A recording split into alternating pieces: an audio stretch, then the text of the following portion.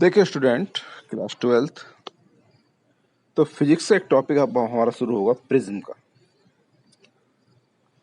तो प्रिज्म के बारे में आपको पढ़ाना है। प्रिज्म काफ़ी ज़्यादा यूजफुल टॉपिक है। काफ़ी ज़्यादा प्रिज्म का हम इस्तेमाल करते हैं डेली लाइफ में भी, प्रैक्टिकल में भी और अलग अलग कैमरे पर्पज से। अगर सबसे ज़्यादा यूज होता है जब प्रिज्म पर वाइट लाइट डाली जाती है तो वो 7 कलर में डिवाइड हो जाती है। ठीक है ना। तो प्रिज्म क्या है? प्रिज्म एक ऐसा पारदर्शी माध्यम है जो दो समतल पृष्ठों से घिरा हो। यानी prism is a transparent medium which is bounded by two plane surface। Surface plane होंगी। अब डायग्राम में देखो, आपको जो ए दिखाई दे रहा है, इस ए को कहा जाएगा एंगल ऑफ प्रिज्म। और जो ये दो सरफेस हैं यहाँ पर प्रिज्म की, इनको बोला जाता है रिफ्रैक्टिंग सरफेस या अपवर्तक पृष्ठ। जो लाइट रे इंसिडेंट होगी, ये जो इनमें से किसी एक रिफ्रैक्टिंग सरफेस पर इंसिडेंट होगी और दूसरी सरफेस से वो लाइट बाहर इमर्ज आउट होगी। ठीक है ना। तो प्रिज्म क्या हुआ? एक तरह से ट्रांसपेरेंट मीडियम है जो टू प्लेन सरफेस से घिरा होता है। उसमें एंगल ए को हम प्रिज्म एंगल कहेंगे। ठीक है ना। प्रिज्म को कई जगह यूज करते हैं, डिस्पर्सन ऑफ लाइट में यूज करते हैं इसका, कि जब प्रिज्म पे व्हाइट लाइट डाली जाती है तो वो 7 कलर में डिवाइड हो जाती है, बढ़ जाती है। तो प्रिज्म के जनरली 5 सरफेस होती हैं। अब देखकर प्रिज्म आपको देखें, गिलास का हो सकता है, प्लास्टिक का हो सकता है। प्रिज्म में 5 सरफेस होती हैं। ठीक है ना। एक सामने से देखते हैं इसको, एक पीछे से देखते हैं, दो जो रिफ्रैक्टिंग सरफेस है और एक बेस जिस पे वो टिका होता है। तो 6 सरफेस होती है, ये ध्यान रखिए आप इसमें। अब प्रिज्म में देखिए, ये जो दो एंगल, इसमें बेस एंगल होंगे। बेस एंगल मतलब यहाँ पर जो नीचे दिखाई दे रहा है उसको बेस एंगल बोल देते हैं। अब इसके बाद हम बताएंगे आपको प्रिज्म पर लाइट रे अगर इंसिडेंट हो तो क्या क्या होता है। प्रिज्म पर अगर कोई लाइट रे इंसिडेंट हो रही है तो वो किस पाथ पर जाएगी। तो उसको समझने के लिए आपको एक डायग्राम से हम बता रहे हैं। यहाँ पर प्रिज्म आपको दिखाई दे रहा होगा। देखो, इसमें पी क्यू इंसिडेंट रे है, एक रे आती है, इंसिडेंट रे कह रहे हैं इसको, आपतित किरण है। जो क्यू1 है वो नॉर्मल है। क्यू1 इसमें नॉर्मल है।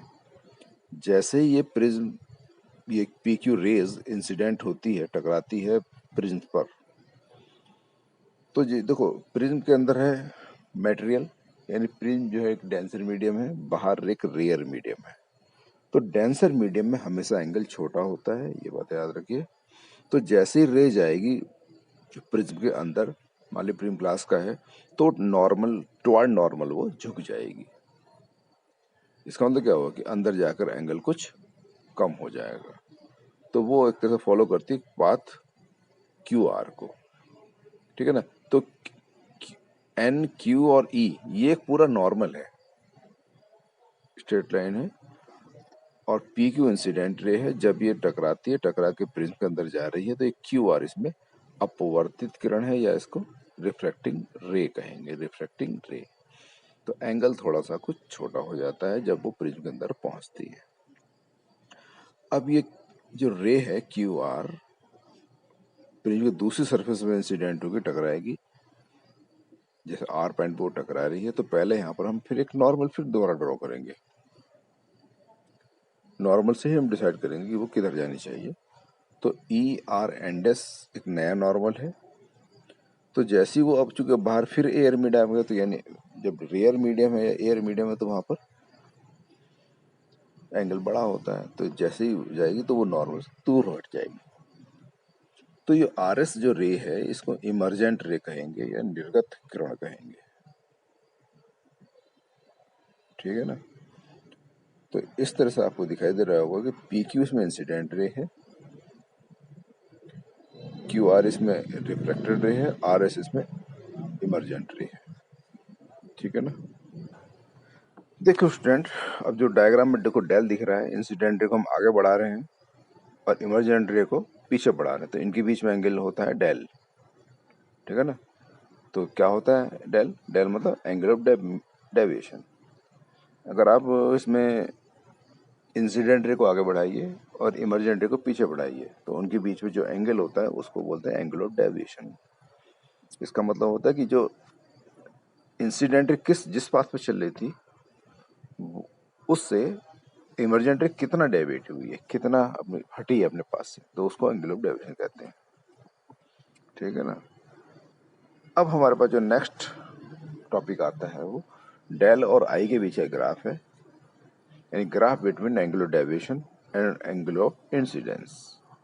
तो इसके बारे में स्टडी करनी है, एक प्रैक्टिकल भी इस पर किया जाता है और एक ग्राफ आपके सिलेबस में है।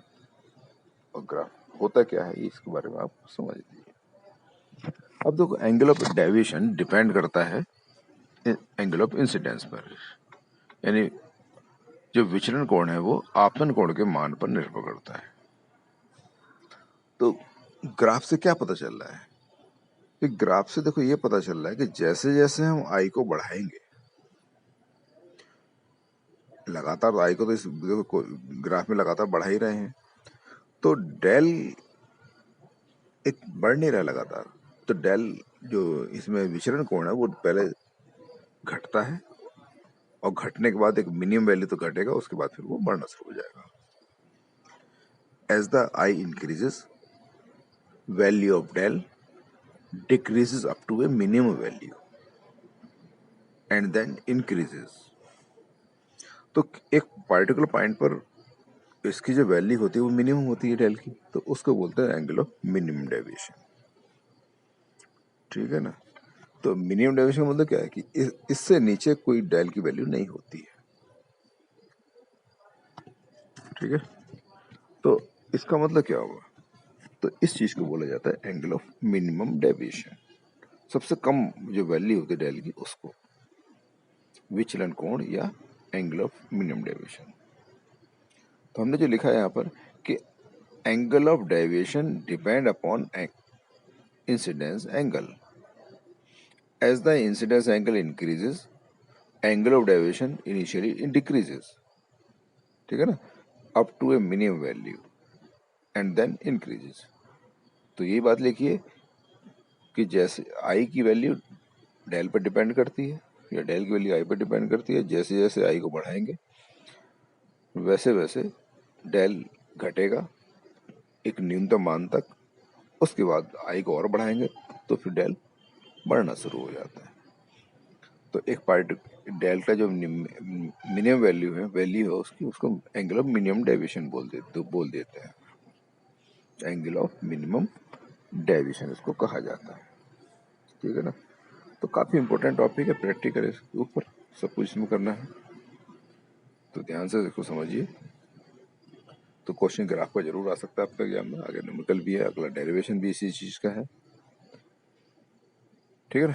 अब जब मिनिमम डेविएशन की कंडीशन होती है तो क्या करते हैं? तो इसमें जो आई होता है, आई का मतलब एंगल ऑफ इंसिडेंस होता है, वो इमर्जेंट एंगल के इक्वल हो जाता है। बाहर जब रेज निकलती है तो उसमें एक एंगल बनता है इमर्जेंट एंगल, और बाहर शुरू में जो एंगल बनता है वो एंगल ऑफ इंसिडेंस होता है, तो वो हमेशा इसमें इक्वल रहेंगे। एक आर दो इसमें एंगल ऑफ रिफ्रैक्शन होते हैं जो प्रिज्म के अंदर बनते हैं, आर और आर डैश, वो भी यहाँ पर इक्वल माने जाते हैं अगर कंडीशन मिनिमम डेविएशन की होती है, ठीक है ना। तो इस तरह से हम यहाँ पर हमने 3-4 टॉपिक बताया, इसमें आपको प्रिज्म क्या होता है, एंगल ऑफ मिनिमम डेविएशन क्या चीज होती है इसमें, और ये ग्राफ, ठीक है ना। तो ग्राफ के बारे में आपको एक्सप्लेन किया। तो अब इसके बाद हमारा आएगा डेरिवेशन। प्रिज्म के लिए फार्मूला है रिफ्रैक्टिव इंडेक्स के लिए, वो कैसे कैलकुलेट करेंगे, ठीक है। उसको हम अगले वीडियो में डिस्कस करते हैं। तो चैनल को शेयर और सब्सक्राइब जरूर करते रहिए, ठीक है। कोई प्रॉब्लम आए तो मैसेज करिए, कॉल करिए। तब तक मिलते हैं नेक्स्ट वीडियो में, ठीक।